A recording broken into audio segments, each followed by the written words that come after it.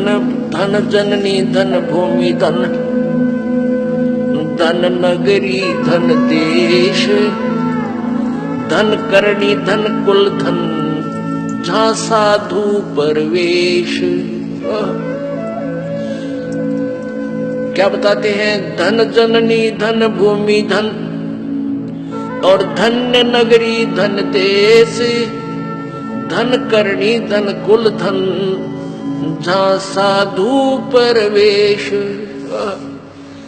क्या बताते हैं? आदरणीय गरीबदास साहिब जी कहते हैं कि जहाँ पर परम संत प्रकट होते हैं, जहाँ परम संत आते हैं, धन है उनकी जननी को जो उसकी शरण में आते हैं, और धन्य है वह भूमि वो क्षेत्र, और धन नगरी धन देश यानी पूरा भारतवर्ष धन्य है, और धन करणी धन कुल धन्य जहाँ साधु परवेश। धन करणी, करणी माने आपके पुण्य, आपके पिछले पूरे संस्कार धन्य है जिसके कारण परमात्मा ने यहाँ आना पड़ा आपके लिए, या इस दास को भेजना पड़ा, एक दास को संत बना के, तत्वदर्शी संत बनाकर और अपना रिप्रेजेंटेटिव उत्तराधारी अधिकारी बनाकर और कुछ थोड़ी सी आप जैसी काम चलाओ शक्ति दे दी आपका काम चलाने ने उस परम पिता कबीर जी ने।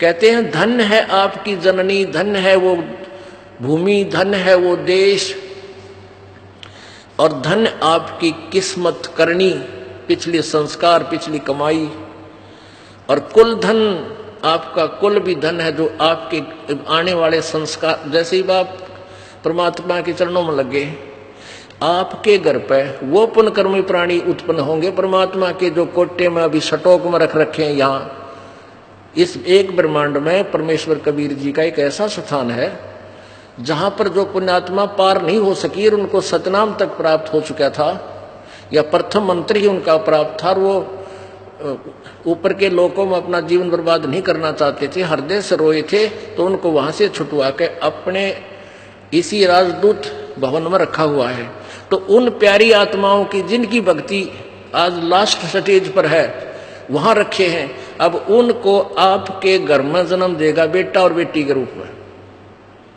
और उनका फिर जो संतान होगी वो और भी अच्छी किस्मत की होंगी, क्योंकि जो संतान आपका होगी उसको तो कोई डाउट ही नहीं होगा कि कबीर परमात्मा के अतिरिक्त कोई धरती पर भगवान भी था या है।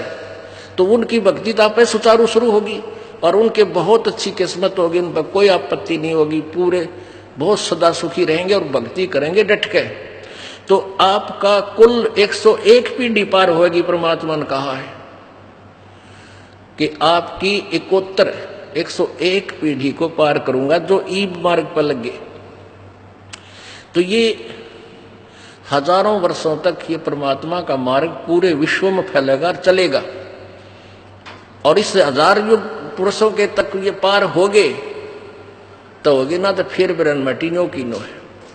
इन 1000 वर्षों तक ये दास एक ऐसी व्यवस्था करके जाएगा कि जब तक ये कंप्यूटर युग रहेगा, साइंस रहेगी, तब तक ये ज्ञान ये दास एक चलचित्र के माध्यम से सब उपदेश एज इट इज और ये नाम दिया जाया करेगा, और दूसरा कोई गुरु पृथ्वी पर नहीं होगा इस दास के बाद।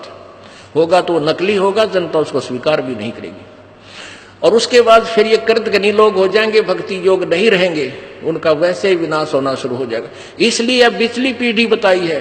पहली पीढ़ी में जब परमात्मा आए थे, हम 64 लाख उनकी शरण ग्रहण की थी। हम सदग्रंथों से अपरिचित होने के कारण प्रभु को पहचान नहीं सके, और परमात्मा चाहते थे कि ये आत्माएं पार करनी ही है आपको। आपका पौंद चढ़ा गए थे कलम, और अब आप जन्म लेते हुए आ रहे हो और आपको फिर ग्रहण कर दिया।